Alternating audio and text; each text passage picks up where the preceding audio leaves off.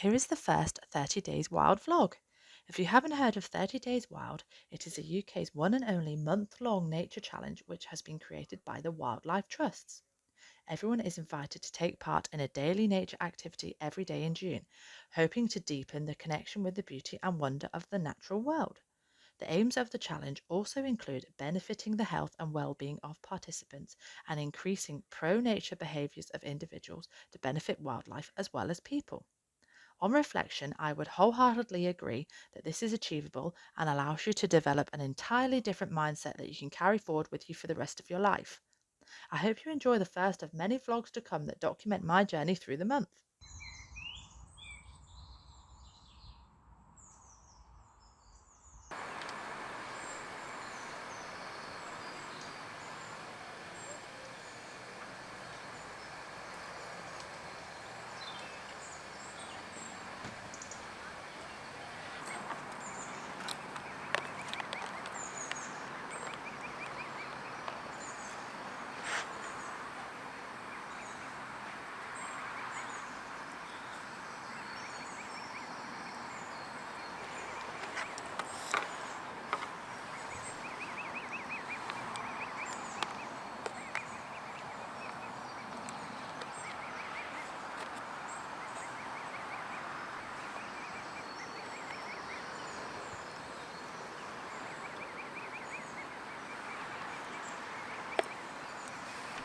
Good morning, it's the 1st of June,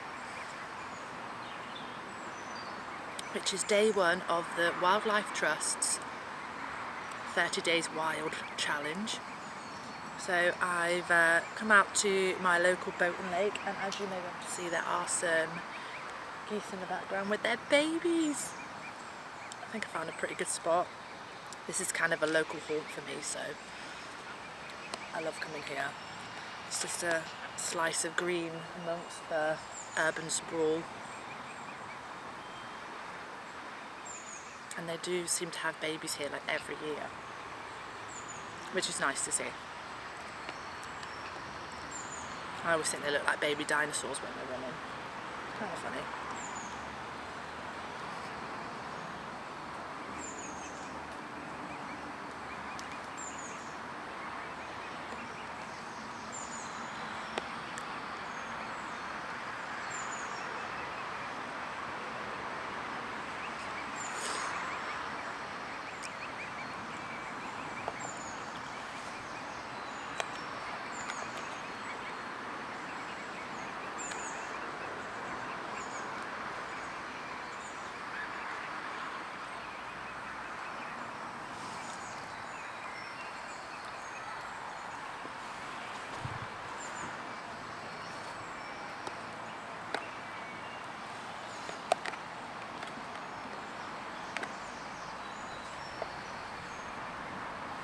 Oh, I'm heading this way. I hope you don't want anything from me.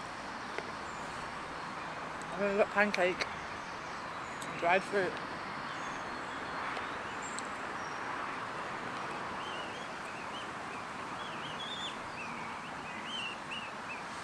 I hope you can hear the noise.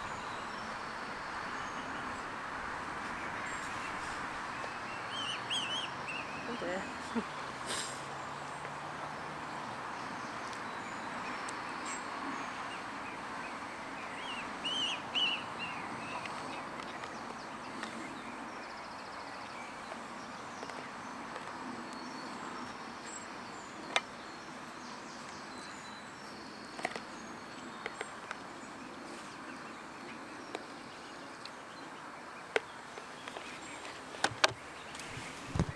If you can see this.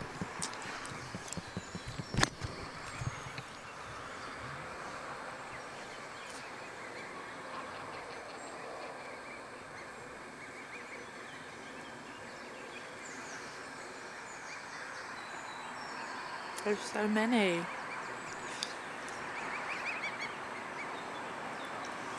Not just me having breakfast, actually being stared at by Mummy and Daddy Goose.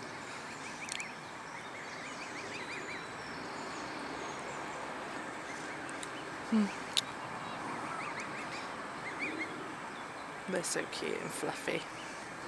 That's a good thing about spring, isn't it?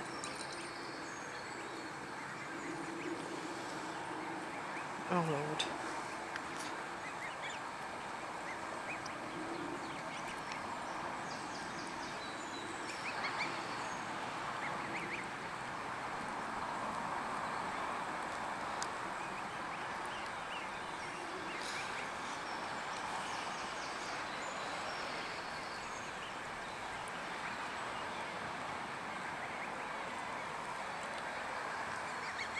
Anyway, I'm going to finish up before they come to me for pancakes.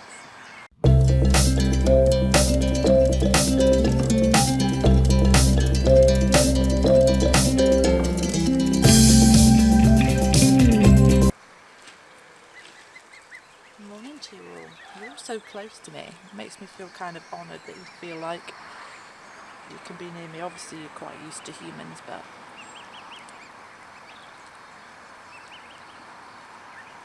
off they go.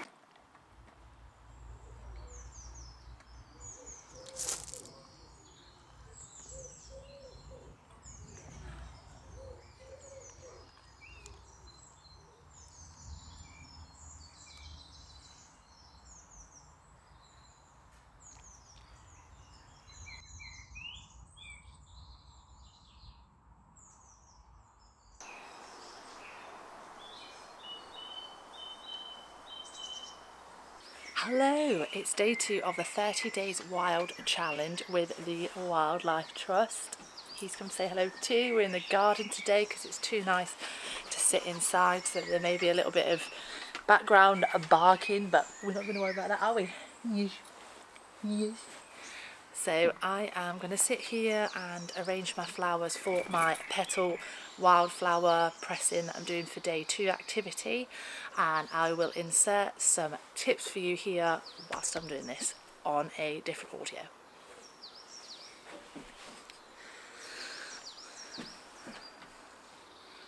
Some valuable information within the Code of Conduct by the Botanical Society of Britain and Ireland helps you to respectfully collect wildflowers and to avoid the instances where it could harm plants or could be illegal, and to ensure that plants can be appreciated within their natural environment. It is always best to try not to damage other flowers or take too many. Here are some tips for wild foraging. Be careful not to trespass when picking plants, and never take material from a nature reserve or protected site without permission and formal consent if necessary. Take flowers and foliage only from large patches of the plant. Always pick in moderation so that plenty is left for others to enjoy, by observing the 1 in 20 rule. Do not pick flowers such as poppies, as they will wilt before you get them home. Be careful not to damage other vegetation when picking flowers. How I press these wildflowers. Open a book and line it with newspaper or kitchen towel or a material that is absorbent. Place your flowers as flat as you can on the page. Carefully close the book and weigh it down. Additional heavy books work well as weights. Store this pile in a warm, dry place and check on your flower specimens regularly.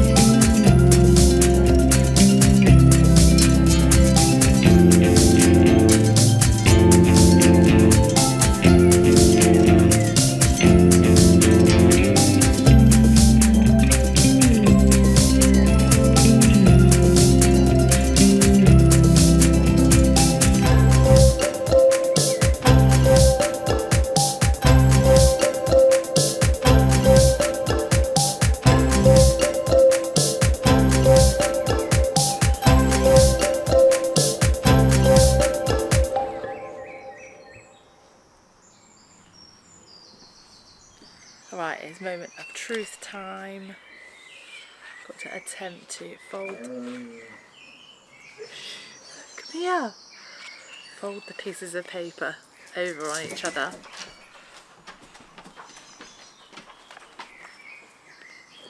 Really? Now? You want to play with that thing now? Okay? Okay? Go!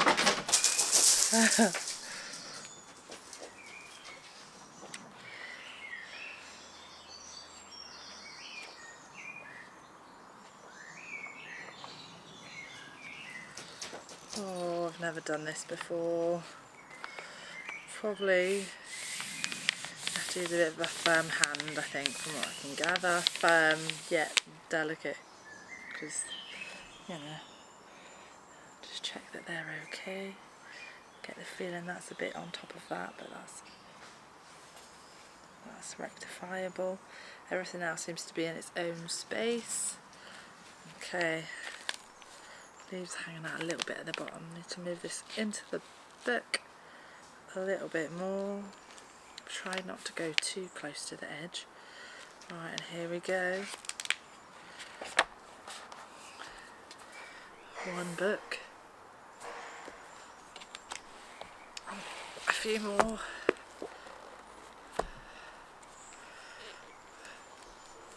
There we go. See, there's much else hiding outside. Let's have a look at this top edge. There's a little bit of a flower there, but I suppose I could move that down just a little.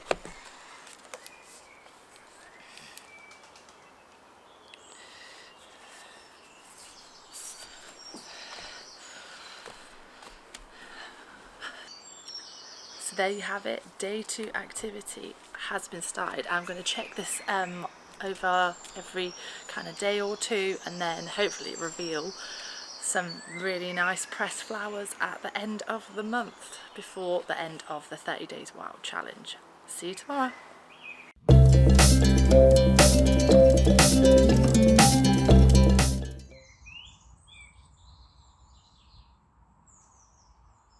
Hello, it's day 3 of 30 Days Wild, and today me and Mum are going to be doing some rock painting. All of my acrylic paints are set up. Yes, Mum has a far more modest piece of rock than I do. I've gone for this really humongous kind of flat piece of stone here that I'm going to paint onto. There's my acrylic set up, my old paintbrushes. I've used an old duvet on our folding table, brought chairs from the kitchen. A little bit of an ad hoc setup today. Washing's on the line, I'm going to try not to show that. And back outside again for day 3. I'll show you later how we get on.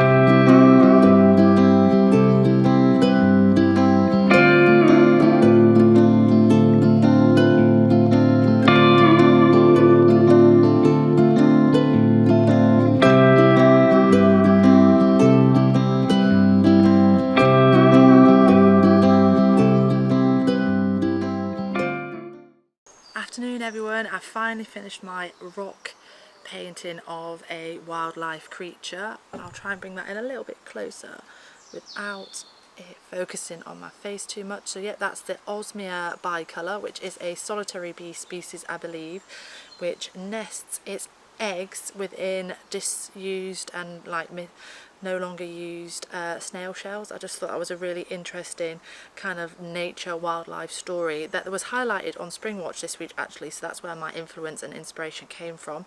So that is that. It's turned out a little bit better than I thought it was going to be honest. I don't proclaim to be an artist or a painter. I dabble with painting and trying to do things creatively like that, but I'm definitely not a very good drawer or painter. But I always give it a go. I wish that I could possibly have created a little more depth or texture within the picture, especially with the bee itself or the snail shell sort of thing. I wish that I had those skills, but maybe there's something I can learn towards the future. So that's my contribution. And this one is Mum's. I'll try and bring that in a little bit closer again so it focuses on that. Is it going to let me do it? Here we go, how about there? There you go. I think the original task was actually to draw something from nature, living and breathing, but who am I to rain on her creative license at the end of the day?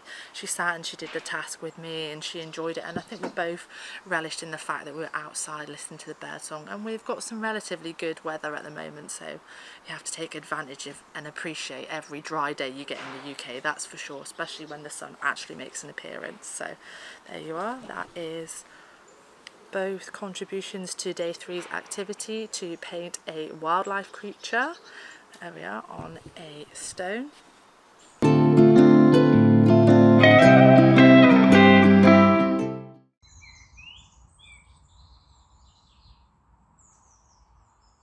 Morning, it's day 4 of the 30 days wild activity challenge. And today I've decided to do a litter pick. It's my first ever litter pick. I've had this litter picker for absolutely ages, but I haven't actually used it yet. So we're combining our walk to Starbucks with reusables, we must add. We don't use their disposable stuff, and a litter pick at the same time. It's not particularly a good morning. As you can see, Rachel's looking a little bit annoyed with the weather today, so am I. I'm looking a bit blustery. But yeah, we're gonna take a walk to Starbucks and do some litter picking for my 30 days wild challenge activity today for day 4. Just to recap there.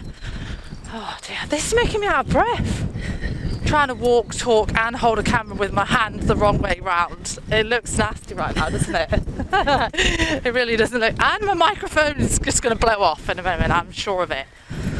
So we'll take you along with us this morning. Oh, dear. I suppose you could always like argue that because you didn't drop the litter it's not your responsibility, but the problem is it's not going, unless someone picks up, it's just going to stay there and end up in the ecosystem one way or another, whether it be waterways or otherwise. So yes, you may not have dropped it, but you have to be the bigger person and, you know, help to collect rubbish. Bit of tips, litter picker, gloves, bags are in my back pocket at the ready. I'm going to pop this, what are you looking at? I'm going to hand you, what are you looking at? Wow, this is like one of my first times vlogging outside properly, and people are proper staring in their car like, what is she doing? This looks so green down here now since the last time we came along here, apart from them really bloody ugly bulldozers in the background and all that flattened land. There you are. So I think we all have a kind of duty to do our bit for the environment, and yes, it's so flipping annoying when people do not pick their litter up. At the end of the day, there'll be very little need for people to litter pick if people just took care of their waste the way they should do. You know, there would be no need really to do litter picking, would there? No. If everyone just was responsible with their own waste, but you never know. Animals as well. Well, that too. You hear all sorts of stories about animals getting stuck when they degrade down, and even with cans and things like that, they can cut people, cut animals. So don't drop it, bin it. What's this? There's an actual phrase, isn't there? The only You've one I seen know it on is the catch a bin at Killer, but No, that's about- not. that's a cold thing. That's COVID or cold. No, there's a proper like saying. Don't something bin it. I don't know. Okay, maybe if I find out, I'll try and insert it somewhere. But anyway, here we go.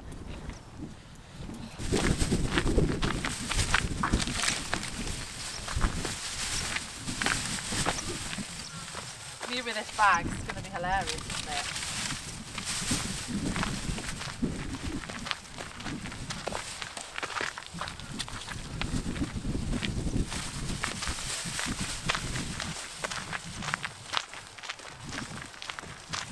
I really do think we need to like keep the community spirit kind of vibe that's going on with like this whole Jubilee stuff, don't you? Like have to centre all of Earth inhabitants, not just humans. We all deserve to have a clean, tidy, bountiful place to live, don't we? Yeah.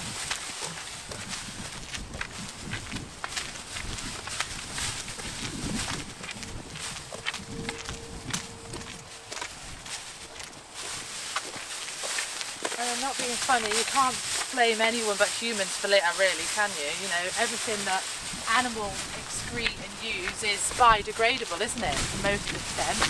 It's humans that have created these packaging materials that don't degrade very quickly, if at all. You can't blame animals for that.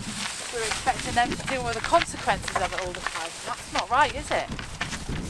That's looking really lovely down there now in terms of all that brush that's coming up in the trees, isn't it?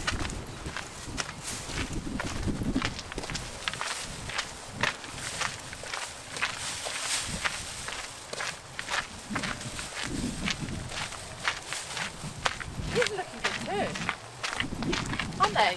Yeah. These trees too.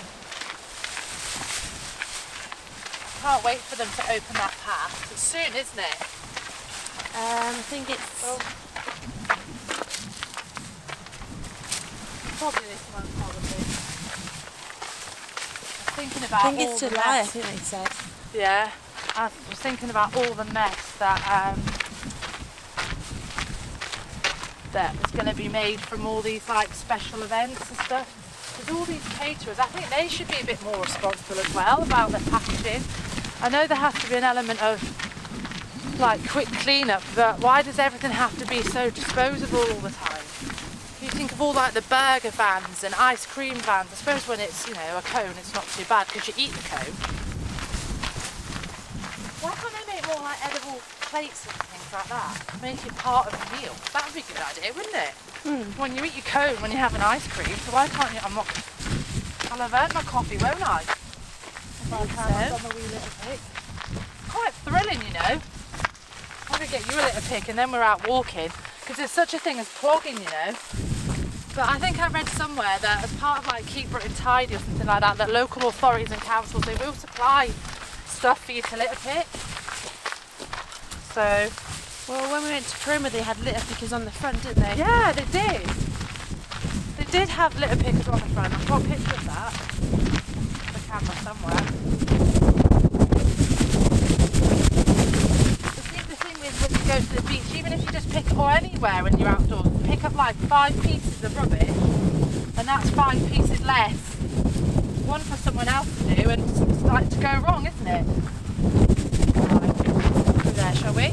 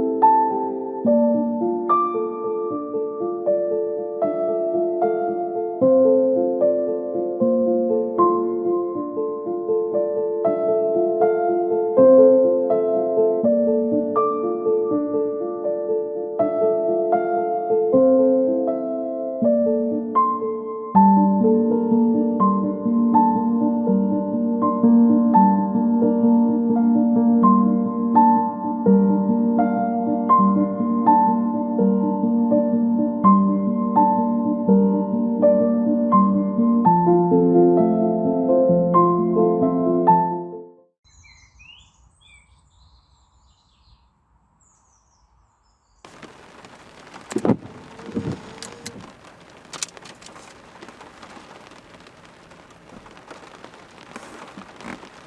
is there so much traffic? It's literally 4:45 on a Sunday morning and there's cars coming down, trucks going by.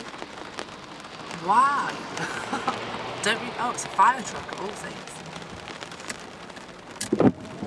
I really wish that the camera would focus. Come on, please focus.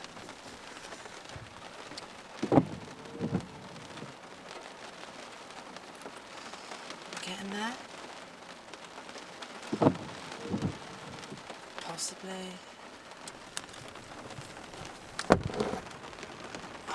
Morning, everyone. You have to kind of expect the unexpected, don't you? And just admire the weather in all of its glory. This may not have been the perfect sunrise morning, but that is my activity for day 5, to see the sunrise and the sunset on the same day. Another problem is, we're in an urban area, can you spot the horizon? I'm really sorry about the wipers this morning, but to be able to get any kind of shot, that's just going to have to be the way it's going to be today. But we're working with what we've got here today. The time currently is 4:36 and sunrise today, according to the interweb, is 4:43 in this area, so just a couple of minutes wait before the sun is due to rise. I don't even know if this is going to work out at all. If I'm completely honest, I'm completely winging it, but I think sometimes that's what life should be about. You can't plan absolutely every detail, and it wouldn't, work out that way entirely sometimes anyway. So here goes this morning. We're going to see if we can see the sunrise.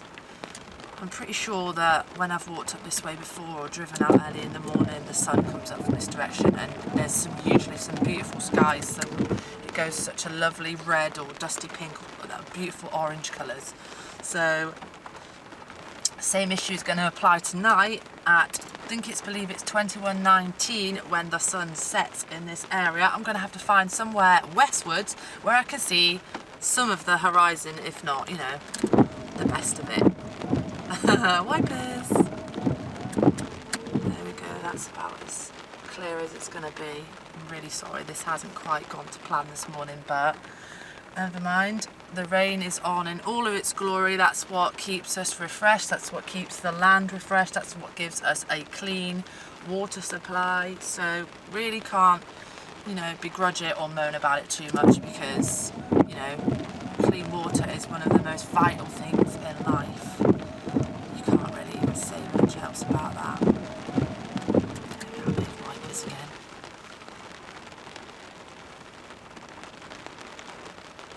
And you can't really beat, a bit of rain for ASMR noises on a roof.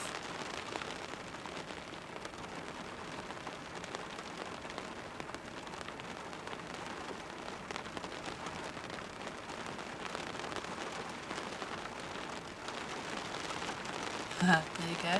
And it's getting heavier. Wonderful, just wonderful. All of these lights along this road, I believe they're LED lights. They probably are a little bit better than what they used to be, but just look how bright it is.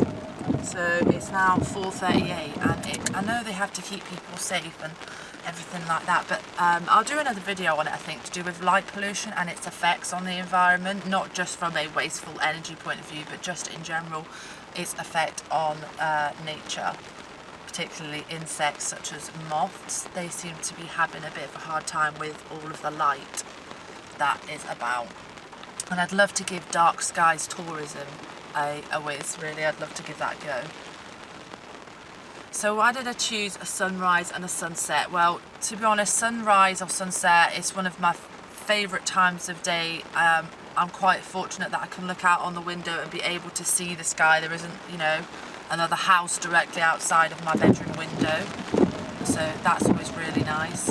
And if you think about it, sunrise and sunset is one of nature's beautiful wonders that humans don't contribute to, and it's a free a free show every single day, 365 days a year, 7 days a week, you know, twice within a 24-hour period, and another car. I bet they're wondering what weirdo is sitting by the boating lake at nearly 4:45 on a Sunday morning on a bank holiday weekend, but none of their business is what we say. But it's a completely free show that you have the opportunity to, you know, check in on any day of your life. And there is some solace in knowing, especially with sunrise maybe more than sunset, that it's a daily reset. Maybe the day before wasn't a brilliant day for you, and that the new sunrise brings with it fresh starts and beginnings. And the same on the flip side with a sunset, that you can leave a bad day behind knowing that a new day is coming. I just hope that I get this right this morning. I'm going to be a little bit annoyed about myself, but what can you do? And another car. Where are these people going? Where have they been?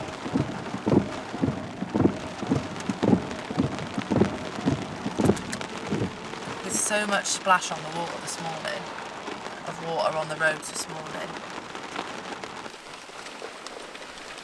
Lush green landscape.